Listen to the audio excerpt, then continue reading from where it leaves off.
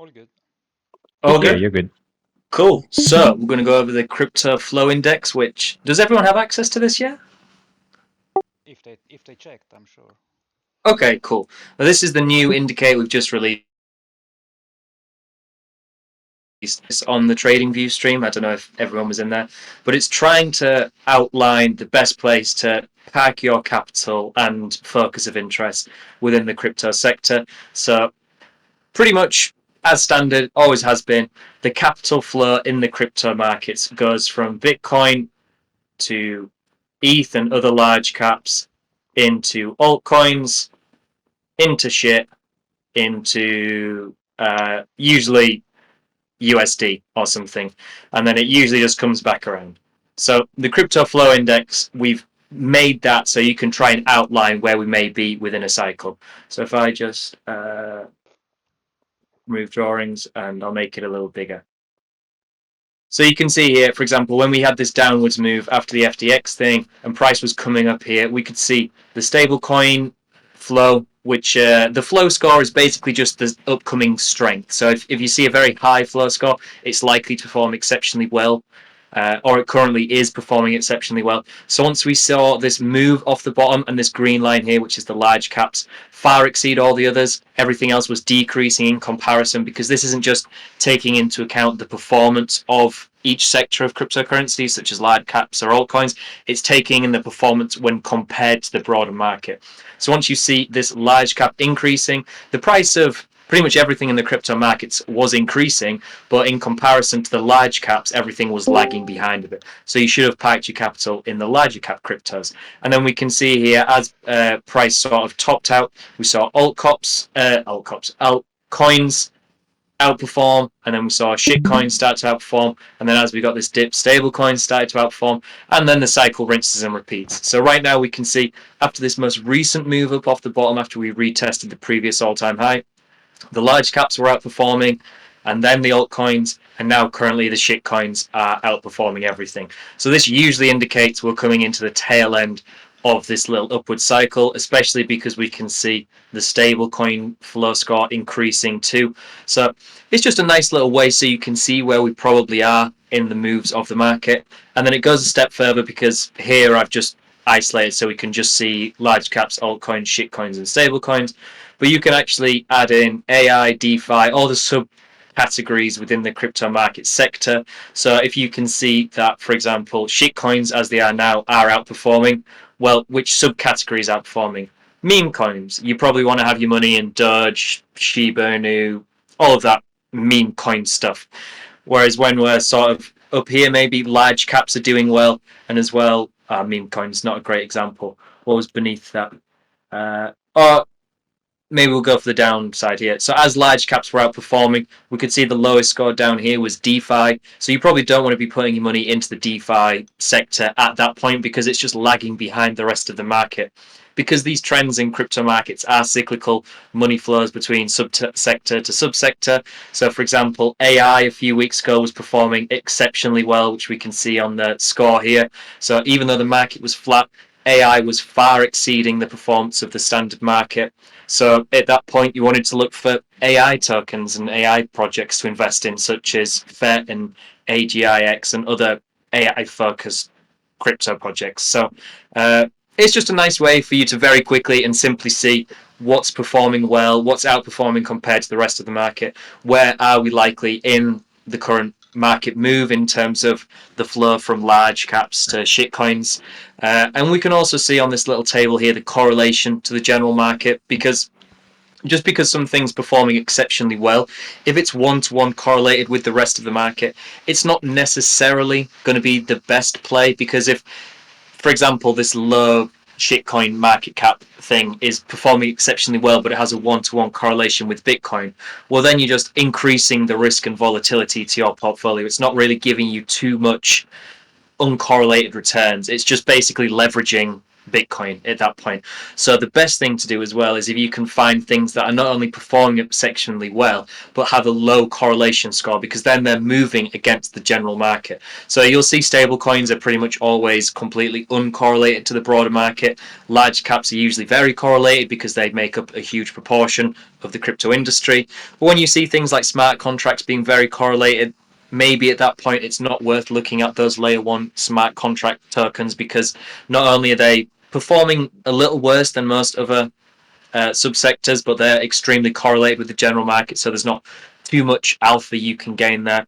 So there's a few things you can do, either potentially short the worst performing and the most correlated, or just hedge your own exposure by gaining tokens that are less correlated to the general market and still have a high flow score. There's a few things you can do, but yeah, this is the newest thing we've released, and hopefully it can help you focus your interest and capital on the right thing in the crypto sector. Because I've also found a lot of people will, get their favorite 10 tokens in 2017 and just stay with them forever. And then that way you're absolutely limiting yourself in terms of how much gains you can actually get.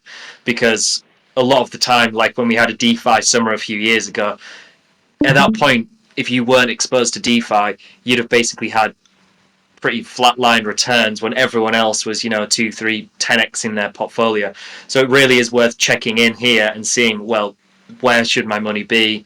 Should I be even investing at all if the stable coin flow score is considerably higher? Maybe I should consider taking out some of my exposure to the market. So yeah, that's the crypto flow index. There is a few changes I'm going to make, because someone's pointed out that the coloring is a little bit difficult to visualize sometimes. So I'm going to improve the inputs here so you can change the colors for them all, and maybe some of the cool styling things you can do. But yeah, you can isolate, you can add labels on as well, so you can just see the score and how it actually correlates to everything else. But yeah, I hope you enjoy it. And if anyone has any questions on how to best use it, or any feature requests or anything like that, please just let me know and I'll see what I can do.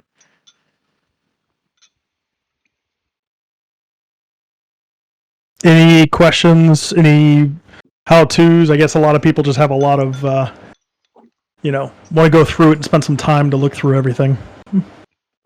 Yeah, always left speechless after I talk. But another cool thing you can do, I didn't really show, is if you go onto a lower time frame, you can even, within this indicator, change it so it's taking the daily readings. So if you're doing intraday trading or scalping through a range or something, you can just change the crypto flow index to be running on a higher time frame, and that way you can say, okay, cool, well, based on the current time frame I'm trading intraday, based on the macro strength, I should probably put my focus into these projects or this or that. So that's just another cool little thing you can do there.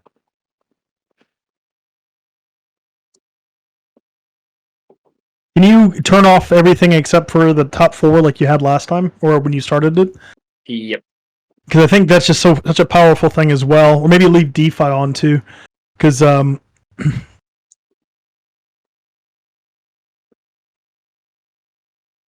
mean, just being able to see the intraday stuff is just such a real powerful tool in my head, because now you can use that, on the 1 hour, on the 15-minute, and see the big changes, the big shifts. And it's like, where's the money getting allocated? Like, what's performing out better than what not, outside of like the bigger ecosystems, or compared to the bigger ecosystems. So even in like, can you go back to the current price action?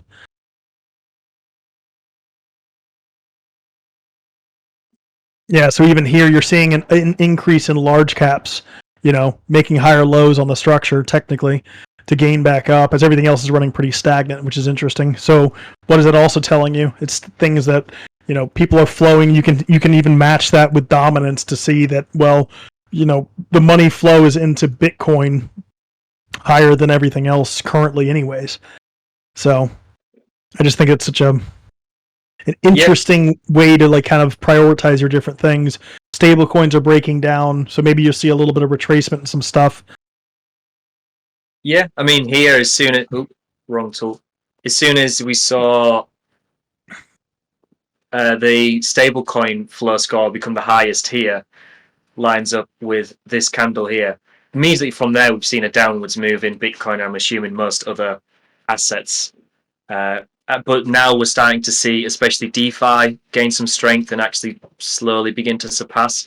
So maybe some DeFi projects are going to start outperforming. But yeah, like you said, large caps are bouncing a little bit now. So potentially we're going to get a rebound in large caps and then again see that flow from large caps into altcoins, into shitcoins, maybe then into DeFi, and then probably back into stables. Can you drop the crypto flow index to a lower time frame in the current chart? You can, but I wouldn't do that. Okay. So Can you there's explain why? Yes. So because within TradingView, basically if you're on the 1 hour time frame and you to drop this to the 30-minute time frame, it doesn't collate the first 30 minutes of the hourly candle and the second 30 minutes of the hourly candle. Bloody McDonald's Wi-Fi again playing up. So it's only taking the data from the most recent 30-minute candle within that hourly candle, if that makes sense. So unfortunately, I can't do anything to prevent that, and there's no way for me to limit it so people can't do that.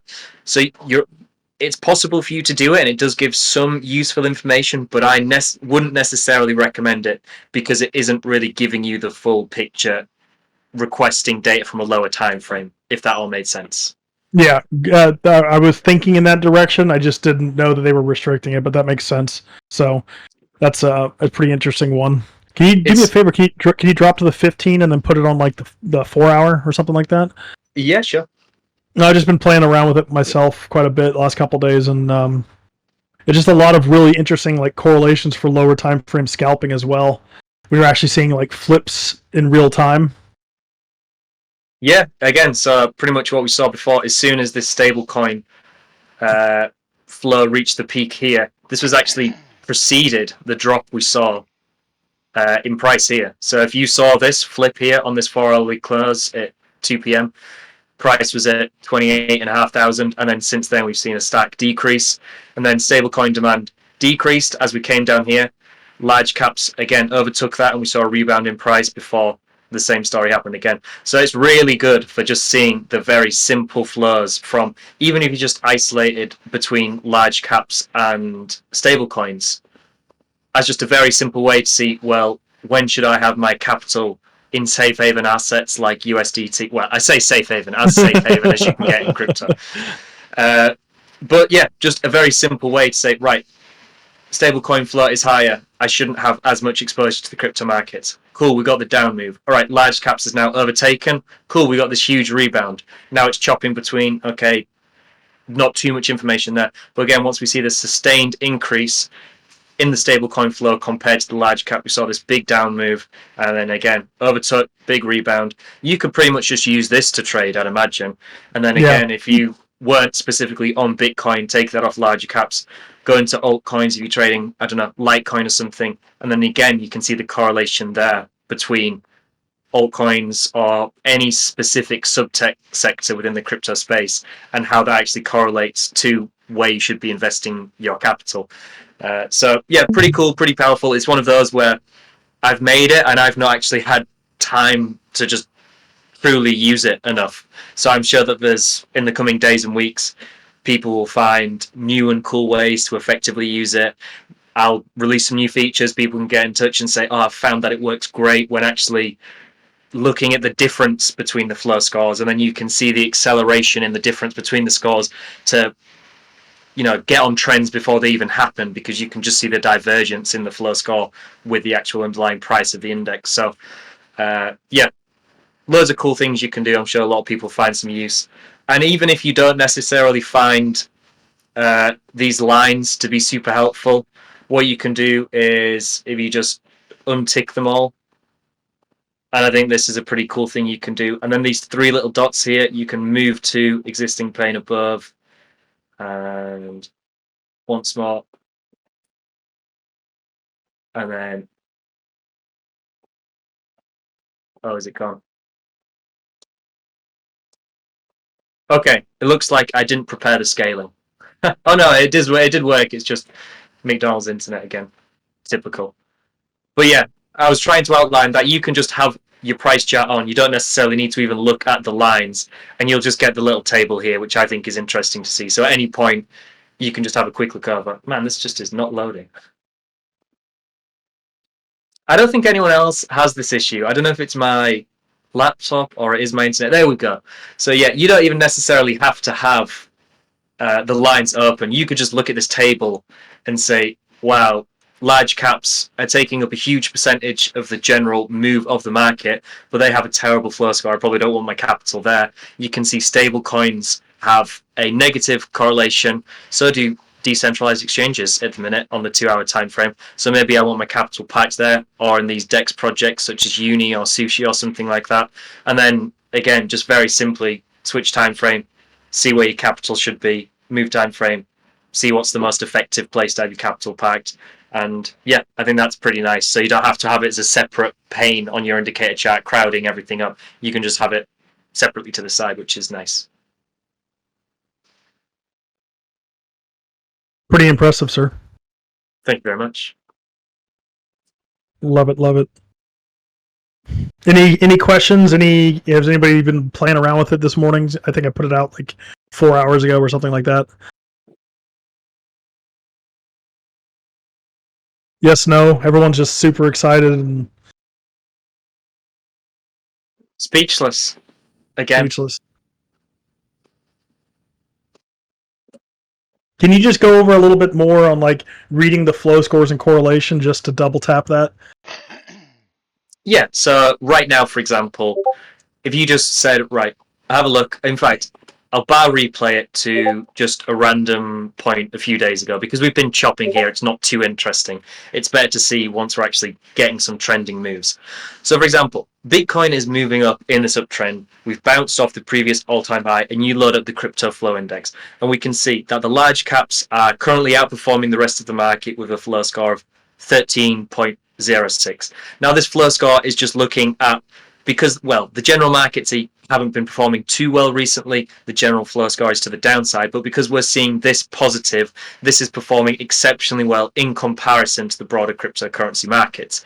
So we can see it also has a strong correlation, which means it's making up a huge proportion of the actual increase in the crypto market cap. When we see the large caps have a much lower correlation, it means much more volume and market cap increases are happening in altcoins and shitcoins, for example. But on this move, you can see here, Bitcoin made this bounce off. The flow score says large caps are currently the best performing asset. So you probably just want to keep your money in Bitcoin, potentially Ethereum. But then if you tick forward a few candles, so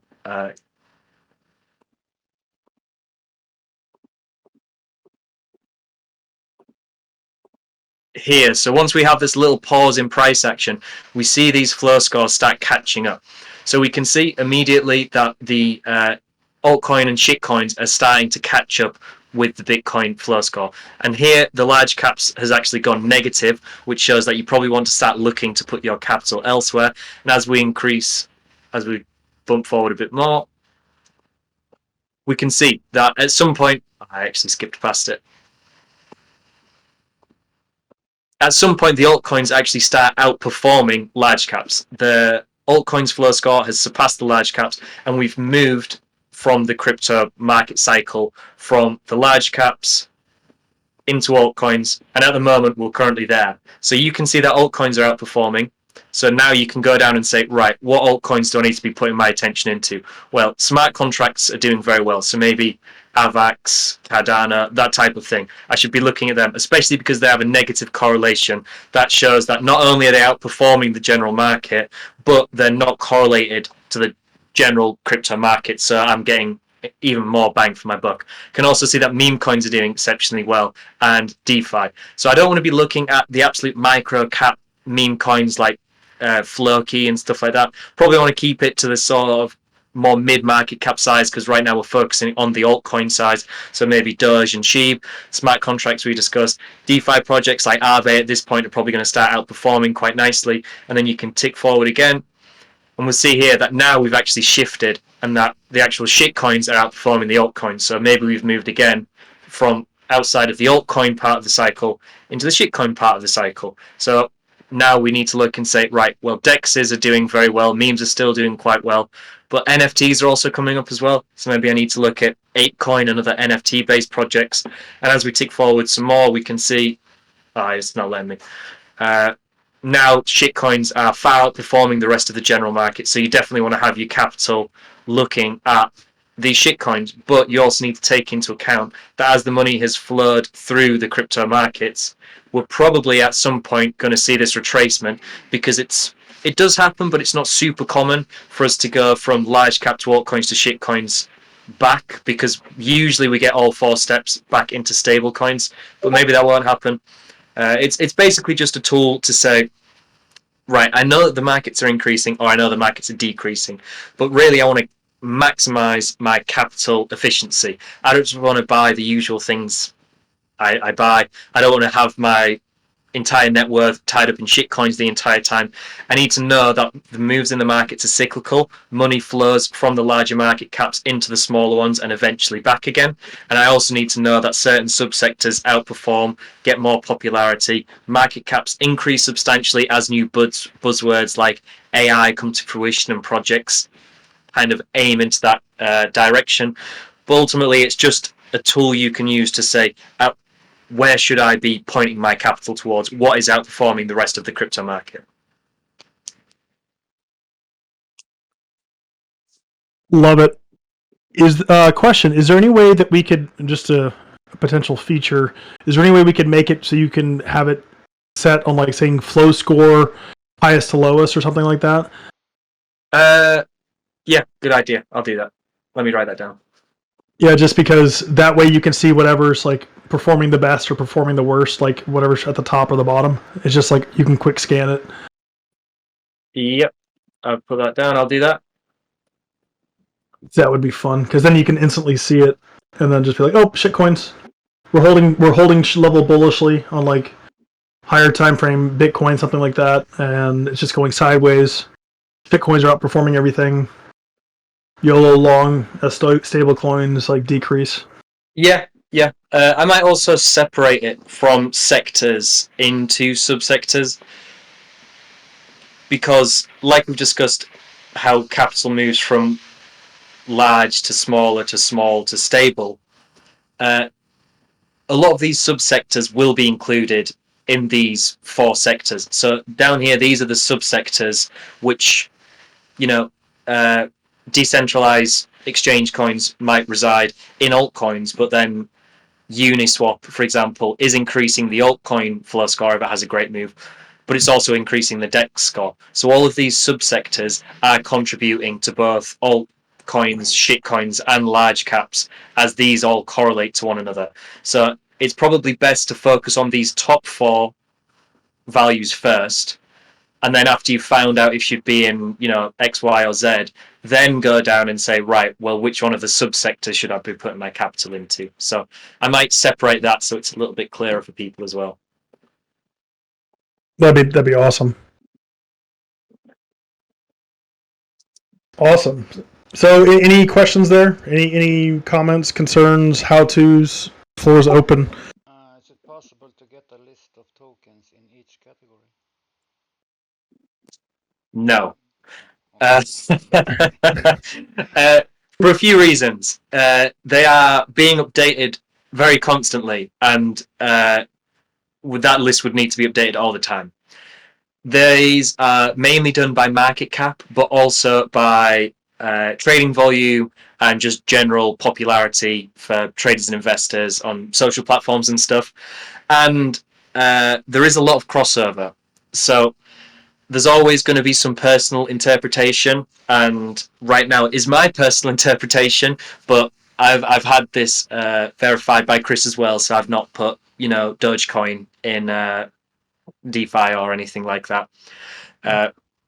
But they are going to be subject to change, constantly altering, and we have certain limits on how many we can include, and the weightings are kind of always altering based on market cap and the other things I discussed.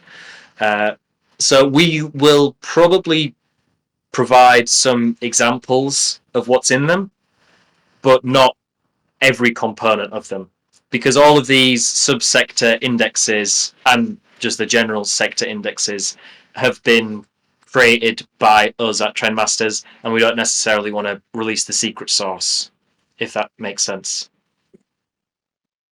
Yeah, I was just thinking if I had like 5 different tokens and to see what category they fit in, so if they can match 3 or 4 different there, then which one should I look at, Well, at that Yeah, point, you probably need to look at all of them, to be honest, all of the subsectors they fulfill, because you'll see that there is a lot of correlation. For example, if something is a gaming NFT platform, it's probably going to be influenced by both of these flow scores. But as you can see, gaming's not doing great, and NFTs are doing, above average. So I imagine a gaming NFT platform is probably going to be somewhere right in the middle of those.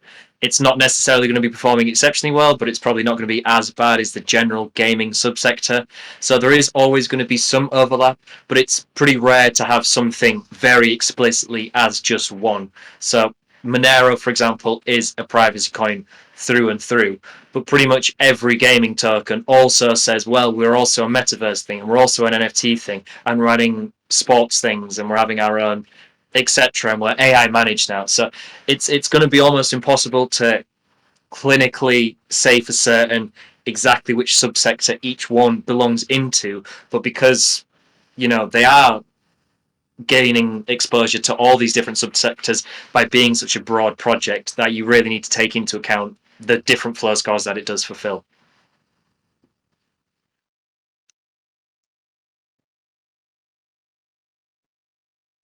answer your question.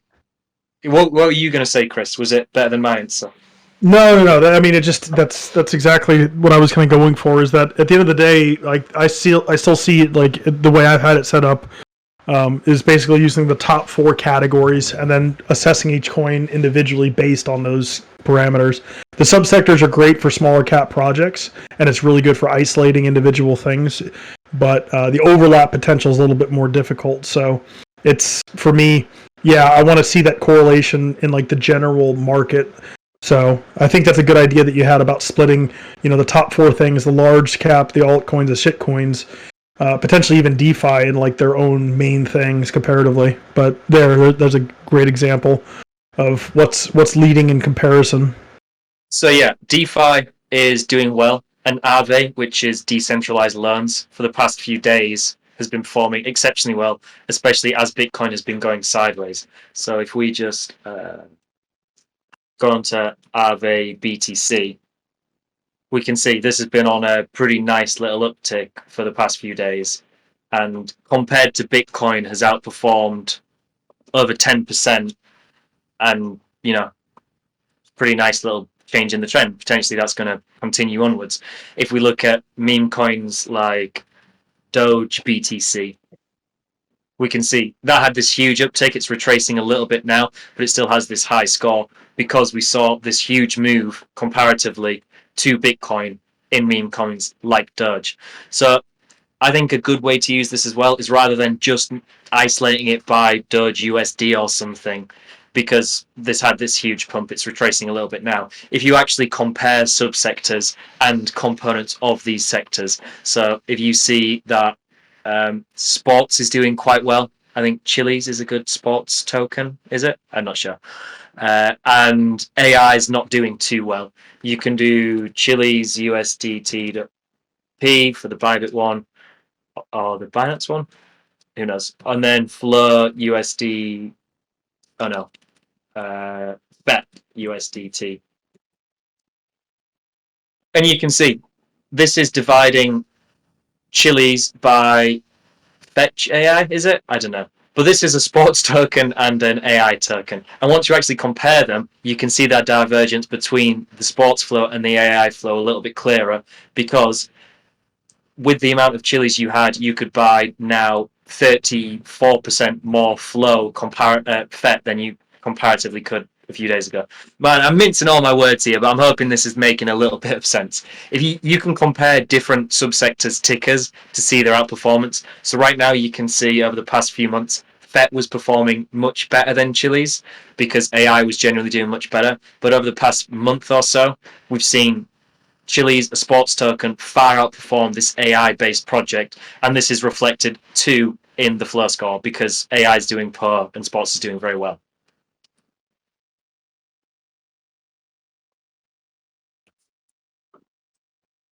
Well, cool beans. Makes a lot of sense.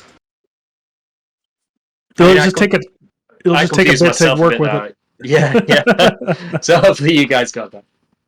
Yeah, I'm glad also you mentioned a little bit about custom chart creation, which has been such a big thing that we do as well with some of the different functions you can make, especially within with TradingView like that. Of being able to test directly, it's basically just ETH Bitcoin, but you can do that with any ticker to any other ticker. Yeah, and again, you could just do anything. So if you're undecided between two projects that you like and the flow scores are pretty similar, such as the metaverse and NFT ones, you could go on here and metaverse project like Mana and then an NFT project like Ape. You could do this and say this chart is now representing Mana versus Ape. So when we look at BTC USD, we're looking at Bitcoin comparatively to the US dollar. So when you see Bitcoin at $28,000, that effectively means one Bitcoin can buy $28,000 or $28,000 can buy one Bitcoin, whichever way you look at it. But here we can see one Mana used to buy 0.07 apes, but now it buys 0.14. That's a 100% increase over the past few months, nearly, in this, because you can chart different tokens versus different tokens. So if you're ever saying, well, I have a few projects within the sector, then you could come and make your own custom tickers on TradingView and actually see comparatively, just looking at those two projects in isolation, what's actually performing better.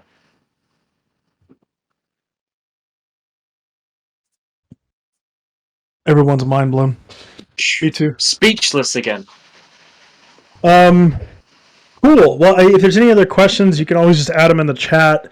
I guess as far as the new indicator, I hope everybody gets a chance to play around with it over the weekend, and hopefully it's useful. Also, if there was anything about botting too, I know that's your favorite topic, Mr. Bing. Yeah, if anyone has any botting questions, feel free. We've had some mixed conditions recently for botting because we've not really had sustained trend. We've had huge move sideways, move against the trend, huge move sideways. So it's not been ideal botting conditions unless you've been on a lower time frame and you've been more of a mean reversion scalping strategies. But yeah, if anyone has any botting related automation questions, fire away. I'm here to help. And that's a good point too, talking about the different time frames. It's that's one thing that I've done also with the botting is being able to set up a couple different ones. So if Bitcoin is just running, trending 4 hour whatnot, I generally leave that on for the most part. But then sometimes if we start getting these really choppy zones, like I'll just smash on like the 15-minute ones, or even I've tested some lower time frame, more high frequency things, and to see how it works. So overall, I think it's pretty interesting that you can use those things. God, it's just a rough range. Look at that. You've got So I mean that magnet. Chris explained it perfectly. But if you have something set up on the 4 hour, it's probably not doing great right now because what is there here? There's absolutely nothing. One candle wipes out any long trade you have, and then 3 or 4 candles takes out any short trade you have. There's absolutely nothing going on there. But if you drop it down to a lower time frame, like the 15-minute, like Chris said, you get these fairly decent trends to the upside because we have these lower highs, lower lows, price comes down, really breaks this downwards trend. And then the bot might get into a long trade here and capture all this move and then get stopped out somewhere around here maybe. And then again, short, and then maybe some break-even trades here because even on the 15-minute there's some chop. But then we have some general trends here. These trends just do not exist on the higher time frames once we're range-bound like this. So botting needs to be a pretty flexible thing where you need to say, right, what are the market conditions? A few weeks ago we were pumping. That's great. You probably want something higher time frame because if we looked on the 4-hour, it just looked like one huge uptrend. But on the 15-minute, maybe you get stopped out here, maybe you get stopped out here, definitely get stopped out here. This huge trend, you've only maybe caught a couple percent because of a lot of your trades just got stopped out pretty quick. So you probably want to move to these higher time frames, give your trade a little bit more breathing room. Once you've identified, right, we're in this really tight range here, these higher time frame bots aren't doing anything, just drop it down, because then you can play this intra range pretty nicely. Because if the trend doesn't exist, drop to a lower time frame. I'm sure there's something happening, but just always keep in mind that the more trades you're making, the lower time frame you're on, the more fees you're going to have, and it's just a little bit more to manage. So don't go crazy with it. Don't go going on the 1 minute or something, because you're just going to get chopped up and lose all your money in fees. But if you're on the 4-hour or 2-hour or something, just experiment with dropping down to the 30-minute, for example, once we're in a range like we are now, and just see the difference it makes.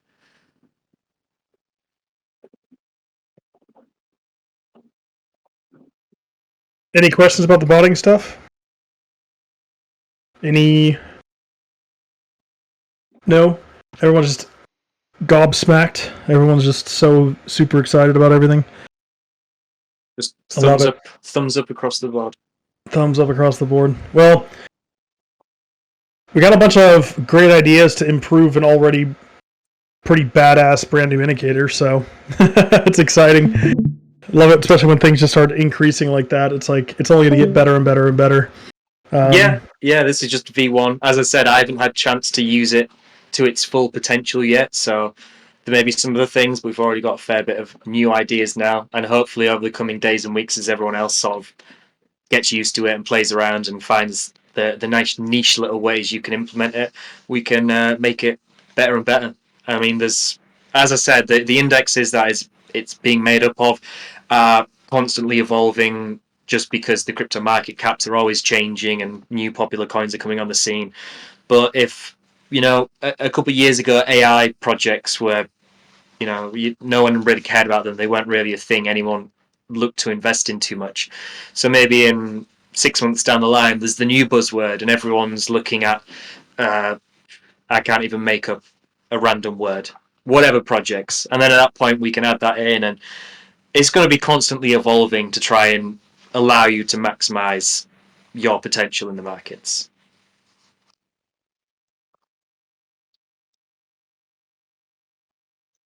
Well, cool beans. I think that's it. Unless there's any more questions, I think we'll call it there.